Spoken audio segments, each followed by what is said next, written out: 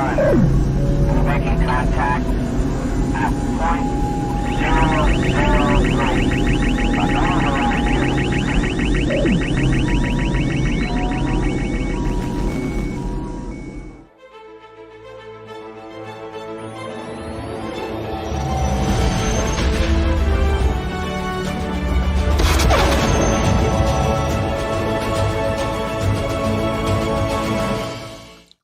Welcome to Live Action Star Wars. I'm James. I'm Ralph. And this week, I'm back in the UK with my regular internet connection. But Ralph seems to be having a few technical issues. So if there is anything a little bit weird with this episode, just bear with us. But we're and here please let me know in the chat right away because it's driving me nuts. It's like really StreamYard is going to get some emails from me. A stern talking to. But we are here, regardless of all of that, to talk about Chapter 22 of The Mandalorian, Guns for Hire.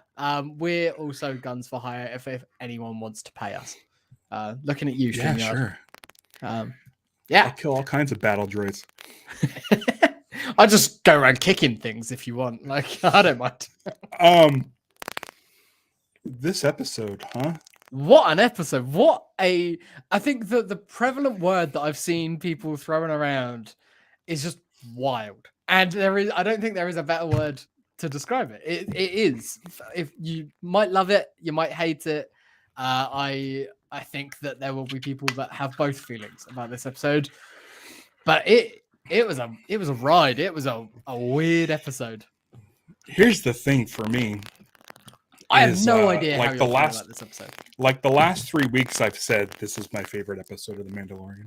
Like that's what I said about the Pershing episode because it was so story centric and character centric, and then the Ahmed Best stuff, and then last week with the I don't remember what happened last week. What was last week? Last week was 3 weeks ago God. was.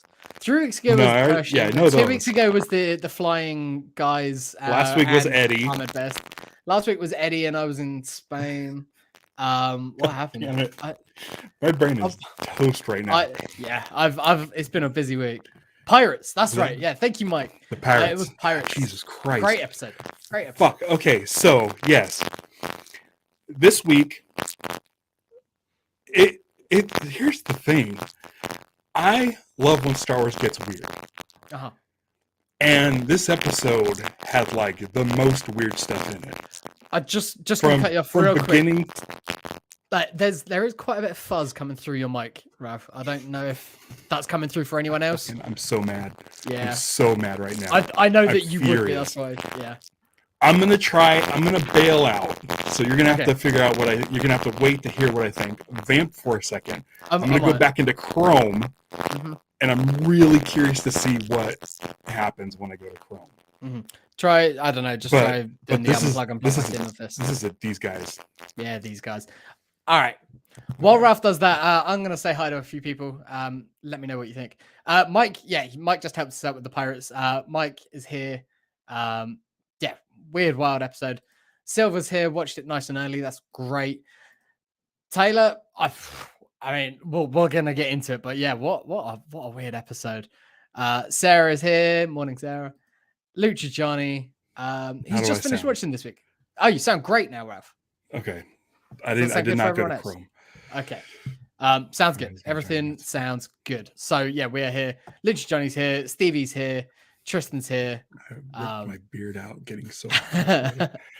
Vactor's here, and yeah, okay, right, we are back. Ralph, continue telling us what you thought. But it was the most side questy episode ever. Totally. And I don't like that. I really don't like that. It was one as I was watching it, I was like, "Ooh, Ralph's not gonna like this because this is like back to season 1 mission of the week." But there's so much weird shit in this episode that Ralph might love it, and that was the thing. I was like, it was an episode of 2 extremes for what you like and what you hate. Right. I loved, like, as soon as it started. First of all, they show up to Logan's Run City. It's Absolutely. the Dome City, literally from Logan's Run. Yeah. I guess Epcot, but it felt. Logan's I mean, Run first. When did Epcot just celebrated their 40th? Something like that. Yeah, I feel like Logan's Run might have been earlier, but it's that Logan's Run's a year before Star Wars. Oh, there you go. It's 1976. Yeah, but I think the plans and stuff for Epcot, and it was all that. It's that aesthetic. Like, and you look at it, and it's like there's a load of it. And I was stoked on that, and I'm like, as soon as I heard Jack Black, I'm like, what the fuck? That's Jack Black. And then I was like, totally on board. I wish I had time to do some style it out, curly keys. And then Lizzo. I liked all that. We kind of knew that Christopher Lloyd was coming. We just didn't know how or where. But I like this sort of like it almost felt like Clone Wars characters. I saw a lot of people comparing this to like a live action Clone Wars episode. Yeah, and the sort of like Alice in Wonderland croquet. Croquet. We say croquet. Yeah. Croquettes is the little cheese thing. They're great. Yeah, those are good. They are good. But so all the weirdness, I'm like, oh, this is great. But as soon as they started saying like, well, we'll help you out, but you need to go figure out what's going on with these droids, and I'm like, oh no, just do whatever you need to do here. That's weird. And it wasn't only like, it was like, okay, you just go talk to the droid supervisor, and the droid supervisor just go talk to the Ugnaughts, and the Ugnaughts are like, here, go to this. It's like, okay, come on, like I'm like, oh my gosh, Law and Order, like it's a police procedural down to the good cop bad cop routine, like everything. Right. And I mean, it's fine because everything was weird. Every single thing was weird, from the whole Jack Blackness of it, which is amazing. That whole thing where you have like a dinner party with every alien. I think there's an Ishi-Tib in there. There was loads. There's an Ithorian, an Ishi-Tib, a few Rhodians. It was like everybody. It's like everybody from classic trilogy at a dinner table eating weird stuff. Your love it. It was crazy. Creeping back. Just a little bit. The Christopher Lloyd stuff seemed like pretty normal sci-fi Star Warsy stuff, but the fact that it was Christopher Lloyd was like, oh, this is okay. This is nuts. Everything was nuts. The droid bar was nuts. The way they explained the droid bar made sense. Yeah, it's not really a bar. They're not ordering drinks. It's just it's the equivalent of an oil bath. It's not really a bath. It's a maintenance place that they go. But the aesthetic they decided to build was like a human bar. Yeah. Which I think is great because you can tell they wanted to be sentient. It shows a sentience and a desire to be like almost left alone. And then when they're talking about how we don't mind serving the humans, they've got short lifespans. We'll move on. Like we'll be around long after them. Yeah. I quite like that. Okay, it wasn't just me yet. Stevie just mentioned it. The fuzz noise and it is coming back just a little bit when you're speaking. God damn it. Okay, I'm going to Chrome. Okay. I'm going to Chrome. Here, I'm going to actually get the invite thing. So I'm out of here. We'll see what happens when while Ralph's gone, guys, in the comments just here, let me know what you were thinking about the droid bar in particular. Was there any particular droids that you saw that were references for stuff that we might have missed? Like, obviously, we got a bunch of the Separatist droids. We got the DJ droid and the original Star Tours guys. They were there. A bunch of different interpreters. I personally, when the 3PO protocol droid was sort of trying to sneak out, I was like, okay, he's going to be responsible or involved in the plot somehow, just because of the side glances that we were getting with him. But apparently not. Apparently it was just like one of those nobody leaves moments. Ralph is back. Let's see how he sounds. How do I sound? All good. All good for now. Okay, I'm going to pop up a comment right now from StreamYard. Okay. Okay, I can see that. Cool. Oh, could you not right even now, see that before? Right now, I'm looking at you in the behind the scenes box way down below. Okay. I can't see anything. So we'll as just long roll as you with guys it. can see me, yeah. Yep, I can see you. If people can't see Ralph, put it in the comments. But so far so good. It's all good my end. This is what it was like for me last week when you guys were on a delay for me, but you were saying that it sounded fine for you. So we roll, people. This is what happens when you have a live show. We've gone a couple of years without having many issues. It's gonna happen. Yeah. No. Okay, I'm gonna try to present something. I tried to do this beforehand and this didn't work. I wanna show you guys something. I want to show you what I am seeing, and hopefully this works. Let's see here. Can you see that? Oh, wait. Yeah, we've got your screen. Yeah. That's what I'm looking at. Oh, wow. Yeah, so that is just a black box. That's no good. Yeah. You're fine. You're all good on our end, so don't worry about it too much. All right. I'll try to focus on the camera and not way down here where you are. Okay, so everything was weird. The droid bar thing I thought was great, just because, like, why not? Like, if they need to get, their oil baths or lubricating stuff. But I like that there was sort of a specific oil that was kind of getting them drunk. Well, that's it. They explain it in universe as like that's essentially their software patches. It's like your version of Chrome probably needs at the moment is a drink of that. But no idea. Maybe that's corrupt and it is trying to kill you too. But like it's one of those things where it's like that's a cool way of doing an in-universe droid bar. What reason would there be for that? That's how they get their upgrades and their patches and things like that. But also in there's a programming where it's enjoyable for them.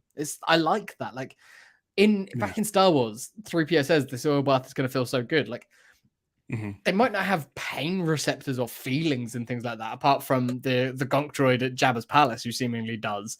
Like there is some sentience to these droids, and seeing that they enjoy things, they can take pleasure from stuff. It's like, yeah, droids in Star Wars are pretty sentient. I can see why, like, L3 is all about droid rights and stuff like that.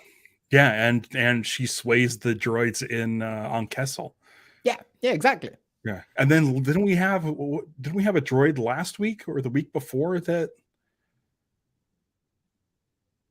Which one? That sort of had their own like R4.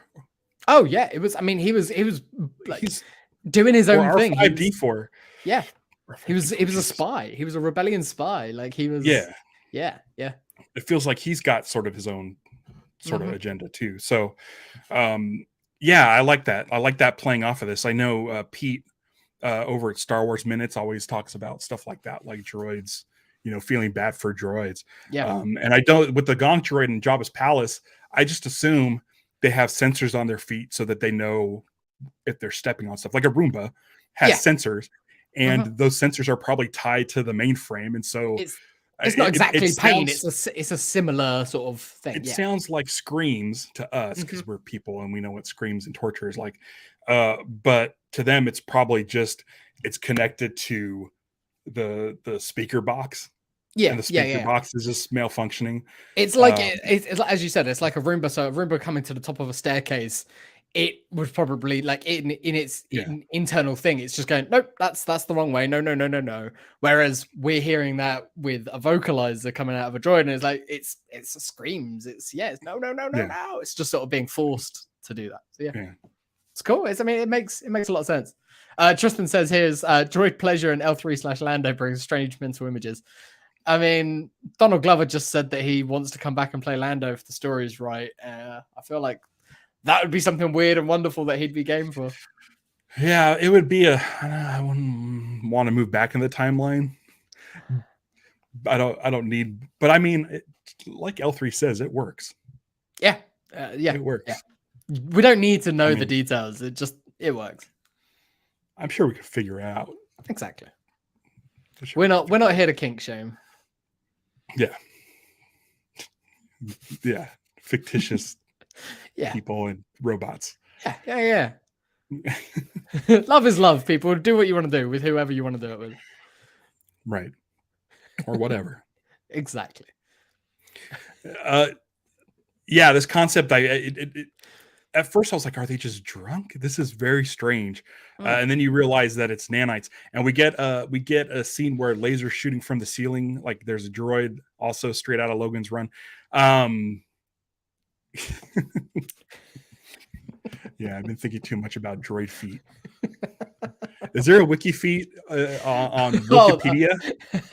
A wiki feet of like a rate my feet sort of thing for droid feet. I mean, oh, there it is. There it is. Yeah, but oh God. If there wasn't before, Chewbacca stuff. Yeah. Hey, I don't know. Treadwell.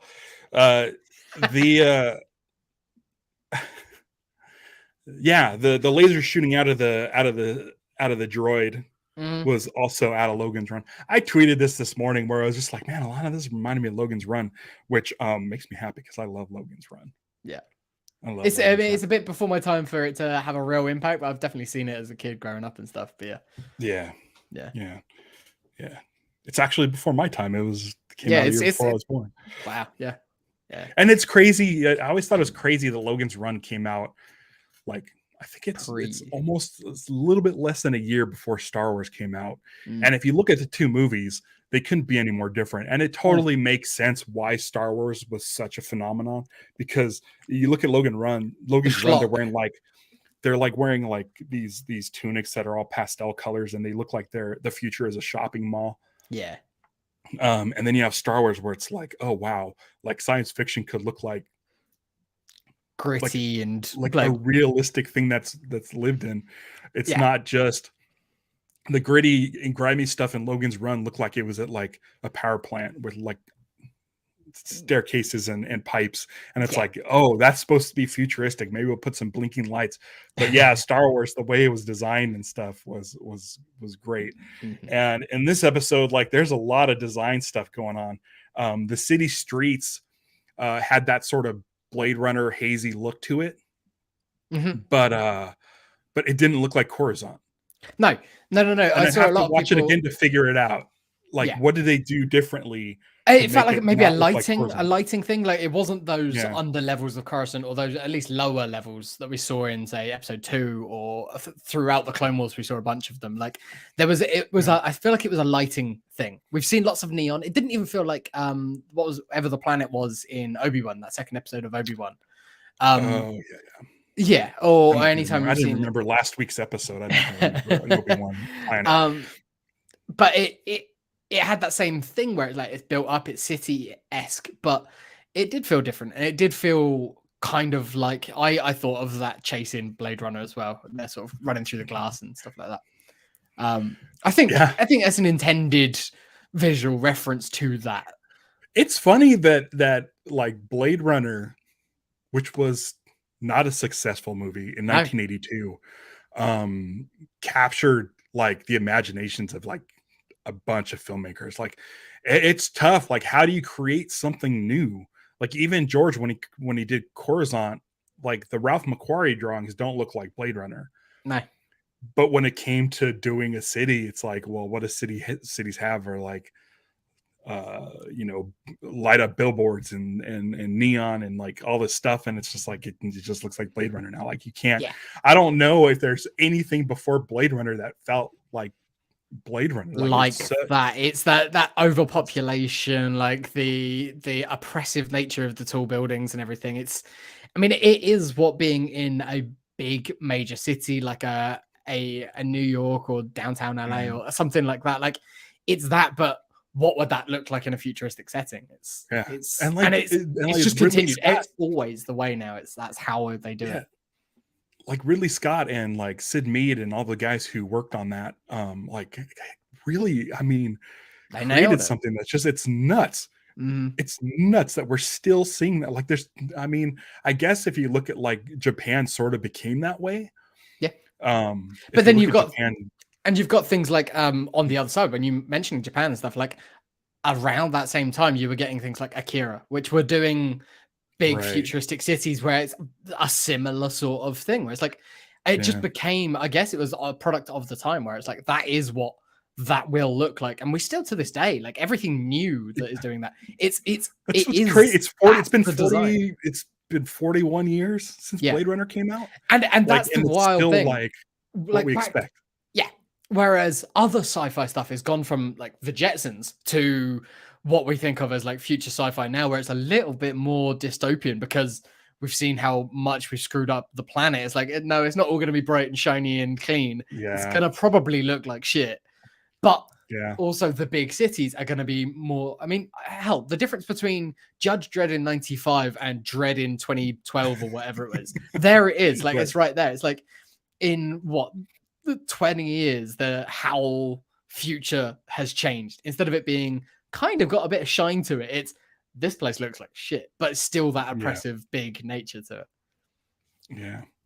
But this looked great because it looked clean.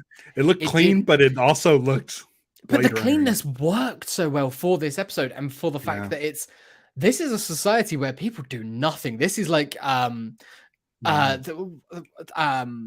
what's the Pixar movie with with the robots? WALL-E, WALL-E, where like humans don't need to do anything anymore. They are just there enjoying it. It also gave me vibes of the Second Renaissance Animatrix episodes, where like in that we're seeing a shiny future thing where robots are doing everything for the humans. Humans are just living it up. They're having a second renaissance where they can just enjoy the arts, and they can create, they can play space croquet or whatever. Like they can do that sort of stuff because they're relying on the droid so much, until droids start going, screw this.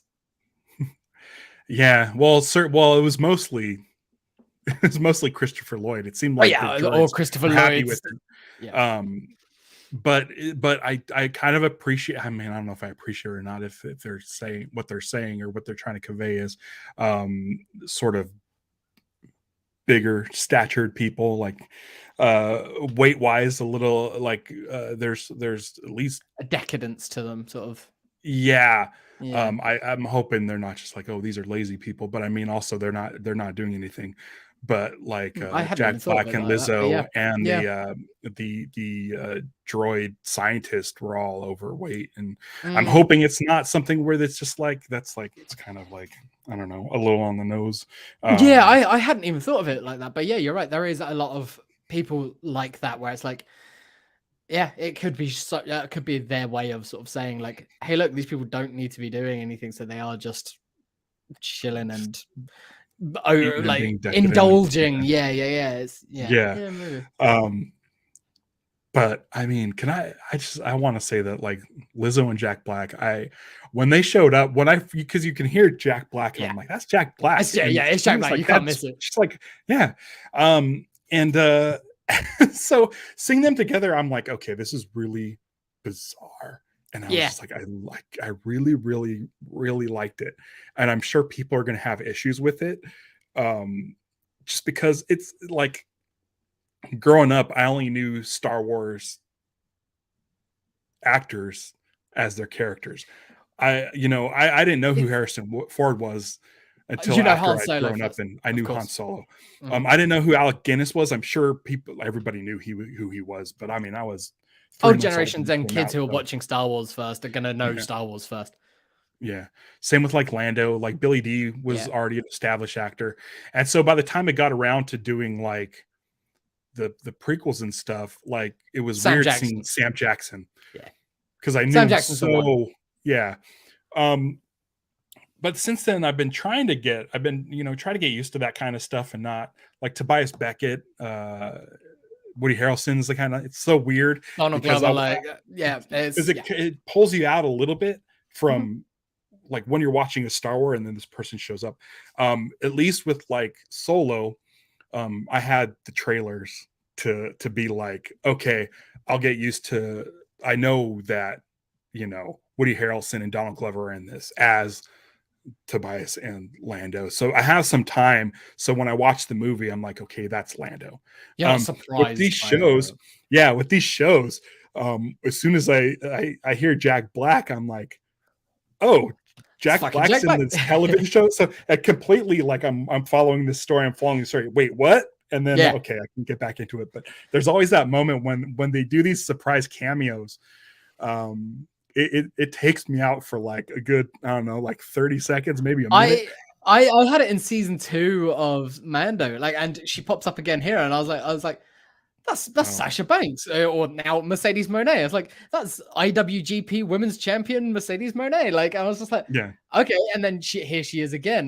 But like, yeah, Jack Black is he's always Jack Black, no matter where he is. Right. So in this, it felt like, I mean, they did it as a joke. I think it's the beginning of season 2 of Community, where it's like Jack Black has always been in there in the background, and it's like it felt very similar to that with this episode. Right. But he's always going to be Jack Black. He's always going to have his silliness to him. But he fit really well. He felt like because we've seen a lot of these types of characters, even in Andor and in the Coruscant episode of Mando this season, like these types of upper crust people in the Star Wars universe, where it's like aristocrats, ex-Imperials, a lot of them, like he's playing that type, and it's like, yep, no, it fits really well. Yeah, and I think that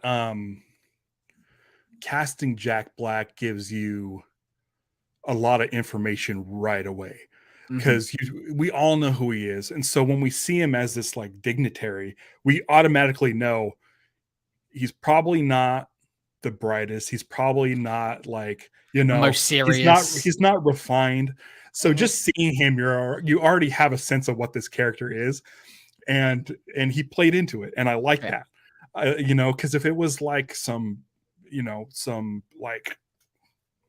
like super hoity-toity upper crust like fancy actor, you'd probably take it more serious, and they didn't want it to be taken serious, and so like just having him cast already gives you all the information you need on this character, because he's not to be taken seriously. He's essentially like created this place so that he can be sort of lazy and have dinner parties, and he's not doing it for like, it's not Grief Karga where he built this society to survive. He built this society to like chill, kick back. Yeah, totally. Like this, and by I feel like Jack Black, it's perfect. It's like the perfect person to be like. This is exactly where Mon Mothma's husband wants to be. Like he wants to go here. He like, I bet around the time if he was an Imperial during that time, if he shows up in Andor as a friend, or like you sort of slightly de-age him by 10 years or so, and it's like easy, just trim the beard down a little bit, that'd be fine. And he's that guy. He's going to be one of his friends. And that's exactly the type. He's going to be at one of those dinner parties as an Imperial, put him in an Imperial uniform where, maybe he was like, I don't know, what was he, acquisitions or something in the Empire? He was something like that. He was behind a desk. He wasn't a military leader, I don't think. But yeah, it works really well. And we see the pins again, so we know he was a part of that program. He's gone through that program, it looks like. So he's not staying in the prison-like system with the New Republic. It just builds out the world a lot more. I've not seen Lizzo act before, so I thought she was really good. I thought she played the role really well. It's so funny because I'm like, I know who that is. Who is that?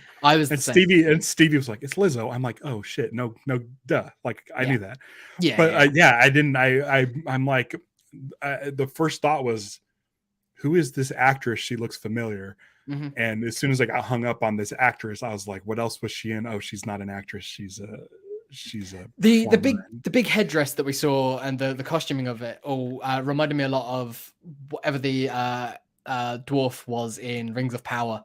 I haven't watched Rings of Power. No, it's a similar sort of big costuming design, and I was like, is that? And then I was like, oh no, okay, it's Lizzo. I got it, perfect.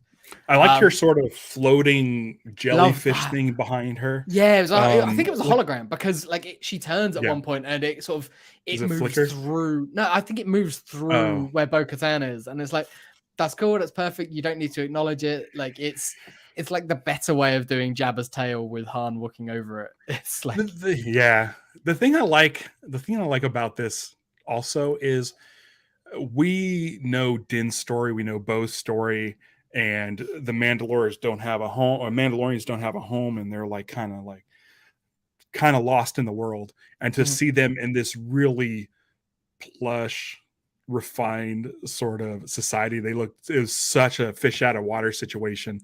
And it was funny seeing them standing in the middle of that place. They look a bit grimy, like they've been through some shit. They've like they look so out of place. And they felt more at home with the Ugnaughts. Totally. Which again, I don't like that every single race has one thing that they do. But I guess, whatever, the Ugnaughts take pride in their droid building. Sure, I guess they're famous for their droid smithing and stuff like that. Fine, whatever. Like, is that in the books, or is that just something Jon Favreau's like? I don't remember it from any books. I think it's they've always been. I mean, it's Star Wars, so whatever they do first when we see them on screen is what they're known for. All Corellians hate odds sort of deal, where it's like, I'm sure it probably was mentioned at one point or another, but because we saw Queel reprogramming a droid, they are now famous for that. I like their faces. They're all different but similar. Yeah, they definitely gone with the Ugnaughty, the Nick Nolte sort of look more than the Empire Strikes Back piggy sort of look. And the fact that they've all got a slightly unique voice. Voices and mouthwork on aliens this episode. So we've got the Quarren and the Moncal at the beginning, and then the Ugnaughts here, giving them like not too heavily altered voices. Like they sound just like voice actors. Like you'd get in the cartoon series, more than a guy trying to lip sync to a weird mouth movement. It throws me at first because it sounds a little bit odd, but then I'm like, yeah, that's cool. I like getting some different voices in there. Yeah, I don't mind the puppets either. Like the puppet mouth movement. The movement of it all looks really good. It reminded me of like the 1990 Ninja Turtles movie. Like I see that. Especially the talking Ugnaught. Female, I think. Sounded like a female voice. Couldn't tell you. Couldn't tell. No. But man, so many aliens, so many droids. We get some Rex droids. Yeah. Rex is in there at the bar. Listen, I'm not a guy who's like, oh, cool. Look at this thing is black. Oh, it looks so cool. But those droids that greeted him on the planet, the black R2 and the black protocol droid. I was going to say C-3PO. I thought they looked I'm like, oh man, those guys are so cool. Yeah. There's a protocol droid in the droid bar that was blue, a shiny the one blue, that was trying to sneak out. Yeah, I'm like, ooh, that's pretty. That's a real good look. Yeah, it was. I really like blue. That one. It's got a good blue shine to it, and the fact that most of the droids in that bar look like they were clean, they were shiny, and it makes sense because that's essentially their spa. It's where they go to hang out. They'll clean up a little bit, like it's But on that planet where they are the predominant ones, and if the people are going to be relying on them, they're going to want the aesthetic of the place to be nice and shiny. So the ones that are out like serving or cleaning up the streets, even the little police cordoning droids, they've got a shine to them. They've got a cleanness to them. They're not. They might be doing manual labor, but it's almost like before you go out in public, you go through the car wash. Essentially, it's yeah. I like it. The streets were clean. Everything looked good. We were watching The Reluctant Traveler with Eugene Levy over on. I've been watching it slowly but surely. Yeah. And he went to Tokyo, and I haven't gone there yet. It's great. It's a great show. It's cute. It's really fun. But you look at Tokyo, which is like the biggest populated city like ever or whatever. But it's crazy how clean everything is. And that's what reminded me of it. I was reminded of that. I'm like, I like that it's so clean. Like there's drippy water like Coruscant. The thing that cracked me up is there was an alley that they go down, and there's like two people in an alley, like kind of making out, like, or they're like two droids making out, like they weren't making out, but they were talking in the alley. The equivalent of yeah, it's, it's like a classic trope, but it was funny because it was droids. It's like, been a fun week for like, me looking at Twitter because a lot of people are in London for celebration this weekend, and oh yeah, a lot of them, I'm seeing them post pictures and stuff around London, and it's just like, wow, London's really cold and it's got this and this and it's got rats and mice, and I'm just like, yeah, London's a dump, man. Like, it's the history and everything's fine and cool, but like, ugh, I don't like going to London. I try and avoid it.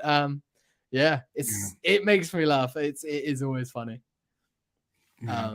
Seeing people from out of town. But then I've not been to Tokyo. I'd love to, but yeah, you see that and it's just like looks gorgeous, looks super clean. And get to that episode. It's the last one of the season, I believe. Sure. I think I'm on 6. But it's just amazing. Even like the old parts, like the old alleys and stuff. This is like there's nothing like it. There's no trash. It's crazy. Yeah. I'm like, oh my gosh, this is amazing. Yeah, Stevie mentioned it's like LA. It's just like, yeah, it's cool to visit if you're not from there and stuff. But yeah, it's when you're there, it's just like, oh yeah, why would I want to go there? Like, unless I've got something that I need to do there. Not a lot else happened in the episode until we get to the end. We do. Yeah, Sean mentions it here. He's a sucker for shows like Bones and Castle. It's a police procedural. It was for the bulk of this episode, it was a full-on police procedural. Like, here's to the next clue. To then you go see the guy in the lab. Even like, it was something about the way Bo gave her like a pat on the shoulder as they were walking out. Like, right, cool, we've got a bit of information. Thanks.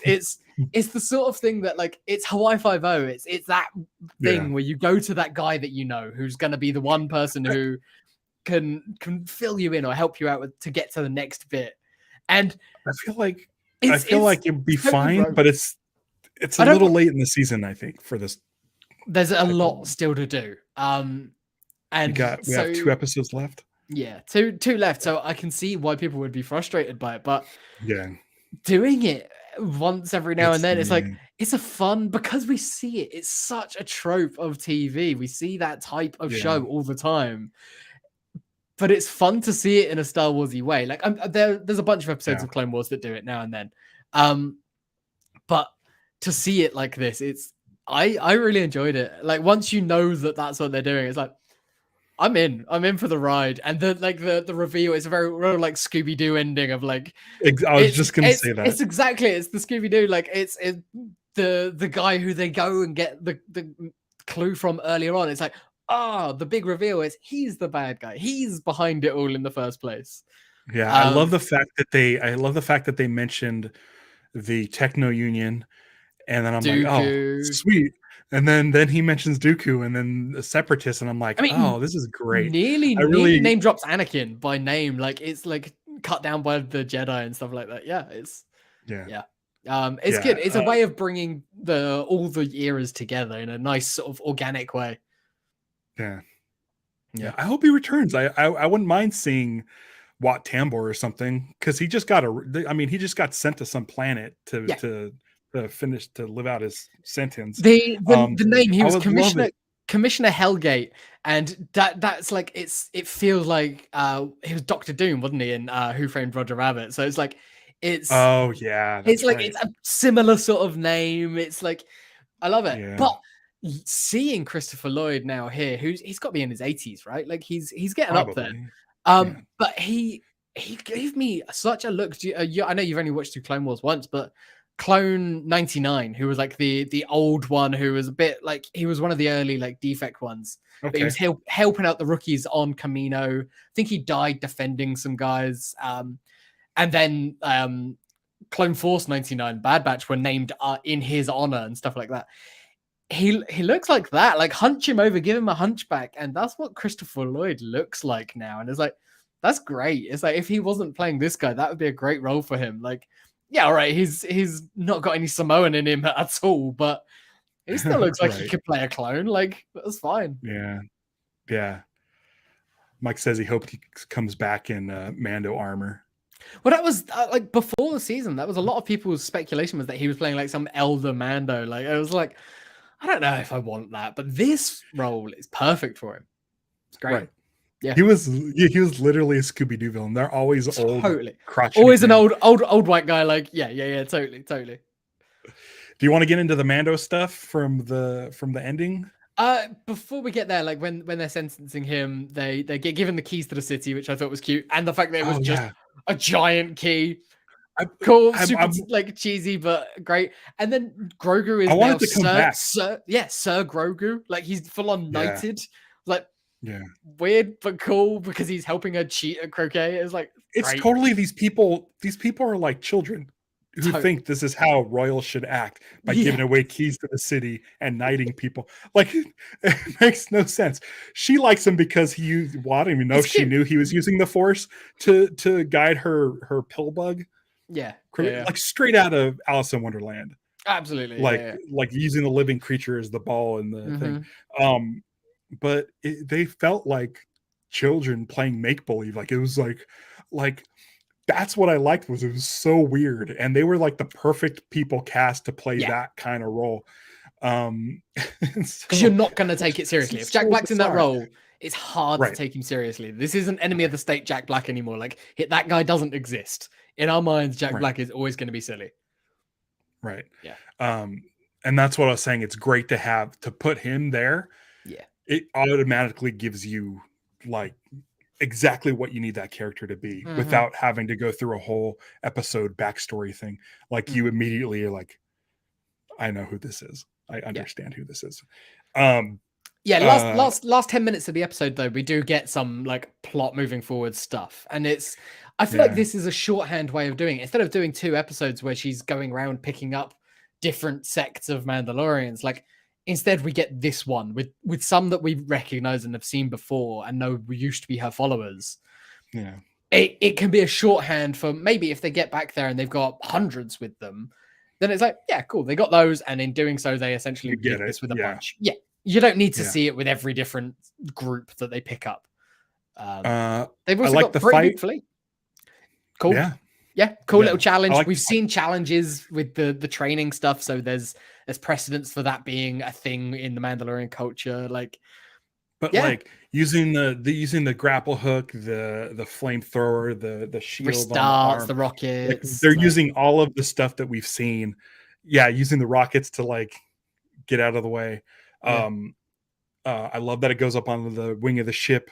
Very Flash Gordon-y. Like it's fun. It's super fun. Yeah, I thought it was thing really that I noticed in action. my second viewing is Bo never does anything that would put anyone else at risk, whereas the other guy's firing off rockets and like you see Mandalorians in the background having to dodge. It's like he hits another ship, he nearly takes out some of his own guys, and it's like she's going full melee and it's like, no, I'm going for you, and never am I trying to kill you either. Like I need to just beat you. Whereas he's like, nah, I don't care. I just want to win. I need to prove myself. It's a bit like, dude, you're trying too hard here. Like you need to prove it to yourself, and in doing so, that's gonna cost you. And the resolution is something happens that everyone's been talking about for the last month or so. Yeah, which is she already earned the Darksaber. Yeah, Din knows it, and it makes sense like now because he knows this is he needs other symbolism of it. Give it to her, and it would help her cause getting these people. But I kind of want to see them like pull like a con with every faction of Mandalorians that they come across, like where give me the Darksaber back. So they have to present it again every time, and then she says, then he goes through the whole story again, how she got it, and then they get impressed and they follow. But make it like a grift. I think the reason that it's important with these guys is because Cosca Reeves was there when Din won it, so she was witness. The other guy wasn't actually there, like he didn't show up in that last episode, but he was with Bo at that time. He was part of her sort of gang at that time, so we can assume that a lot of these guys were, because they're flying the ships that we saw them steal like the carrier and then the big cruiser that they've got. We've seen exactly when they got those. So that we know cruiser that looked like Moff Gideon's cruiser, right? I think it might be. I think that they took that one, and then we saw the Gazanti like carrier that we saw them take earlier on when we first meet them. So can I just say, like, just speaking of that cruiser and that opening scene with the Quarren and the Moncal, Fifth Element looking ship, I love that tank. Oh yeah. The Quarren ship looked straight out of the Fifth Element, which was great. The tank going down into like the captain's chair, loved that stuff. What a cool design. Drop the martini. It was like a martini glass. Yeah, martini glass with a little fish in it. Like it's great. So and then the weird Quarren Moncal love story. Like straight up Clone Wars. Don't need like any more details, but getting little bits is like, is this the same Moncal that Din was like or potentially tasked with getting in the first episode? Like having a little bit of Moncal and Quarren stuff all through all 3 seasons of this is like just hints of it, just hints of stuff like that. We don't need to follow their story, but like it's the sort of shit that if they wanted to do, was like one of the most boring storylines for me when it came to Clone Wars. Totally, like that whole. I was like, oh my god, I think it started season 3 or something. 3 or 4, it's like we just got like 6 episodes of it. I'm like, I'm done, I'm bored. But carrying it on as like a not even a B plot. It's like it's a D or E plot in like 1 episode of each season of this. Just a couple of lines, a scene. It's kind of fun. It's fun. Like, what's going on with the Quarren and Moncal this week? It's like, But what's great is like I could give a shit about relationship stuff and like shows, and I don't care. But I really want to see these two get back together. I really do. It'd be lovely. But I don't need it to be a main focus. It's just they did. Somehow they're back together. And I want to see. This time they're on the run.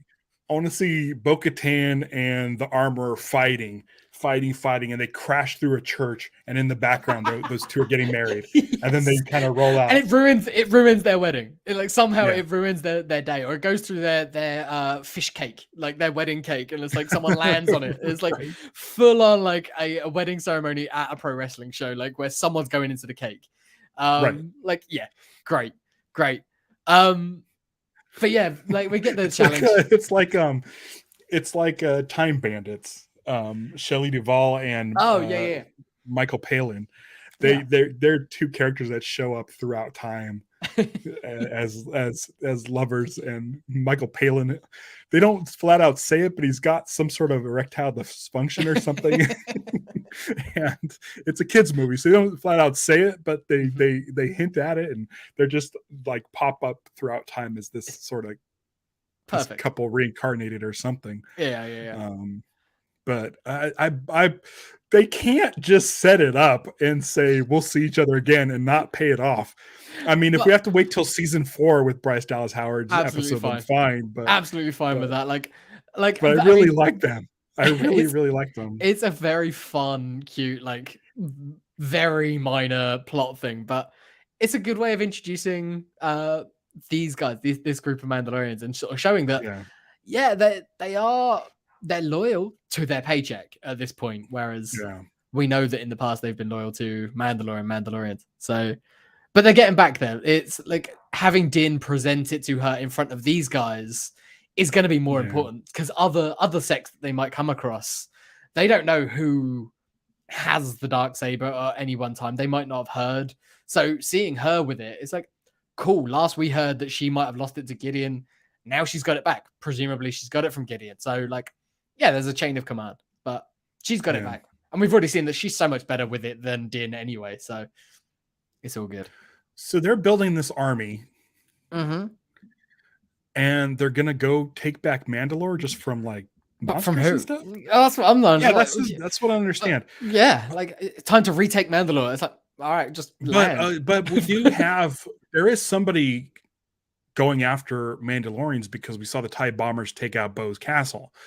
So they must know what the threat is. I'm assuming it's Gideon / Thrawn / whatever, but who knows with this show? We have 2 more episodes. Who knows what we're going to see? I want to say we've seen. Yeah. Oh my God. I was watching. Do you watch Ted Lasso? Yeah. I weirdly I hate soccer, but I really do enjoy that show. It's fun. Yeah, I don't pay attention to football. I'm gonna say football since you said soccer. Cool. The oh shit. Is it Anthony Head? Steve's gonna yell at me. He plays Rupert on the show. Oh right, yeah. He I was watching this last episode from yesterday, and there was an episode earlier in the season where he was in front of like a round window with like sort of a grid design in the round window, and I'm like, he would make a really good Thrawn. Wow. Okay. Interesting. He would make a really good Thrawn. Yeah, I can see it. So I don't like if he were to pop in, except I think they shoot this in Los Angeles, but I mean, you know, whatever. Sure Ted Lasso has been finished for a while, but I mean, yeah. I feel like the way he's playing definitely a military, an imperial military officer. Yeah, that would be a good shout. I like that. I like that. Maybe I don't know about Thrawn. We're gonna. We've got to see him. I feel like we got to see Thrawn within the next 2 weeks. I feel like it has to happen. As much like the Darksaber was the big reveal at the end of season 1. Yeah. Like I feel like Thrawn could be that. They defeat Gideon, or Gideon gets away at the end of this one, and then Gideon reports to Thrawn directly. It's gonna be. I feel like it's gonna be somebody. Obviously it's gonna be somebody, but it's gonna be like, whoa, it's that person. I've been saying like Pierce Brosnan because of that artwork that was at a celebration where it was Thrawn, but it looked exactly like Pierce Brosnan. The timing's weird because Celebrations this weekend. The Ahsoka panel is on Saturday, I believe, because the Lucasfilm panel is Friday morning. The Ahsoka panel is Saturday morning, and you would think that they would be showing him there in a trailer. So, like, it's for it to be revealed on the show in 2 weeks' time. You'd want that big moment, like you'd want that big reveal moment to be on the show. But maybe they won't reveal him at Celebration. That feels weird as well, though. Like all of the timing of it just feels like they're just 2 weeks off. Because the thing is, the only thing we've seen from Ahsoka is we've seen Zeb and we've seen Ahsoka, and I don't know if we've seen any other members of the Ghost Crew. In the trailer, in the trailer that they showed at the back of Hera's. Back of Hera, we see the ghost, we see the mural. So we've seen Sabine, I think, from behind as well. Like, but that's the thing. I feel like if you could show the Ghost Crew, that's enough for Celebration. Because I mean, you're going to see Ezra for the first time, even though we probably should know he's okay, but we know he's going to be okay. We're going to see Sabine for the first time. We're going to see Hera for the first time. Maybe Chopper. More Chopper. Like, yeah. I'm hoping Chopper. Now, this is a thing. Chopper in the cartoon is a cartoon version of an astromech, and they built a chopper for Rogue One at Lucasfilm that was in Rogue One, but it was the same dimensions as the cartoon one. Yeah, where I feel like he should be more like a movie. Yeah, I agree. Like in Rogue One, he's a bit more upright when he's moving. He's the squat one that they used for like the Star Wars show, and they do for like promo stuff. Yeah. So it was a 1-for-1 representation of the animated version. I'm hoping that the Rebels version or the Ahsoka version is a 1-for-1 movie version. I hope it's an actual astromech shaped thing. Yeah. But, I'd go with that. I feel like we seen that type, like because we see some more of that type of astromech in like Clone Wars and stuff like that in that last season. So I'm just trying to. It should be shaped more like R5D4. With similar head, but with that, like you can still have the round dish and stuff. Yeah, totally. Yeah. But I didn't like it in Rogue One how he was like the squat version. Like it literally looked like the animated dimensions, which I feel like, especially now seeing that they've made Zeb big. Like Zeb is huge. Like he looks like he would still have maybe a foot over a Wookiee or something in this show. Yeah. Like he's up there. So this is what I think. I think you're gonna get all the Ghost Crew in the Ahsoka trailer, and that's plenty. No, that's plenty to be excited about, and they could save the Thrawn reveal for name drop Thrawn even potentially. Like, yeah, that'd be interesting. And then I'd like a Thrawn at the end of this, where it's like this is all tying in. Next show that we get is Ahsoka. Bang, we're gonna get a bunch of Thrawn there. That'd be cool. That'd be cool. Because then we don't need to see the Ghost Crew in this show, which I feel like a lot of people are expecting. But I'm like, Right. I don't think it fits as well. This isn't that. Like, leave that for that show. Sabine maybe because of the connection, but we'll see. It's kind of exciting. I'm so excited I'm so excited. For the possibilities. It's weird. I'm not there. I'm not at Celebration Friday and Saturday, but I'm looking forward to, because I think they're streaming those 2 panels. They're the big 2 panels of those days. Like, I'm looking forward to like waking up on my birthday on Friday and being able to watch a live stream of the Lucasfilm panel, even if it cuts away for whatever trailers that they show or stuff. Like, they usually post them up pretty soon after anyways. Or someone posts something pretty quick. And if you're scouring Reddit or wherever, like, you can find them, like, even if they take them down an hour later, like, if you're there, like, you can catch it. So like, that's a great way to start the weekend. And I don't have to be in line. I can watch those two panels, like, from wherever I am, whatever I'm doing, and then be there to just soak it all in Sunday, Monday. I can't wait. It's going to be such a great weekend. Cannot wait. Sunday, if you're in at Celebration, go to the Star Wars minute panel. Star Wars minute covering. It is at 11:30 on Sunday morning, and it's also with friends of the show, the George Lucas Talk Show, the guests. Yeah, covering minute 26. They're covering minute 26 of the Rise of Skywalker during that panel. I don't give a shit. I'll say it. Cool. I never said I couldn't say it, but I just want to let you guys know, if you guys like the Star Wars minute, the minutes leading up to minute 26, minute 20 through 25. 21 through 25, I think, isn't it? Yeah. That's gonna be us. We've already recorded it. Yeah, we already recorded it, and that new season's coming real soon. But be there. I will be there. I'll be as near the front as I possibly can. Ed and I will definitely be in the crowd for that one. It's going to be it's going to be like, I was hoping to bump into a lot of people at Celebration. Me and Rick are already sorting some stuff out. We're going to be hanging out. I've got a little lav mic to clip on, so Ed's going to be my cameraman. He's going to be filming stuff. I'm going to be filming things throughout the weekend. I'm going to be talking to as many people as I can, just people that have been there on Friday or Saturday. I just want to get their reactions to stuff, just walking the floor, hanging out, and then I'll cut it together, and then hopefully sometime later in the week, next week, I can drop a little special episode on this channel. That's going to be great, because like, it's going to be fun seeing you with, like, hopefully with Patrick and that's the plan, even if it's just a quick hello and stuff, because everyone's going to be so busy. Alex and I'm excited, and that panel being early in the day, the first day that I'm there, is such a great place to meet with everyone. Like, all the people that I know I want to see are going to be there. And so anyone else, port from Rick will get a port rides of you. That's definitely happening. And anyone who's coming that I haven't already spoken to, if you want to meet up with us and hang out, be on the show, you don't have to be on the show. I'm not going to force anyone to do it if they don't want to. But like, just come and say hi. I'll be in my live action Star Wars t-shirt for sure. And yeah, I'll be there. And that was a great place to meet up. And then we will go from there. I haven't booked a tattoo, because I know that some of the artists were doing bookings only. Some of them doing walk-ups only. They're all pretty expensive, and after getting back from vacation last week, I'm pretty broke. I've just had to pay off Glastonbury as well, so I might get something if someone's got some flash that I like the design and they've got some space. I'm going to get something on my leg probably, or a space on my arm.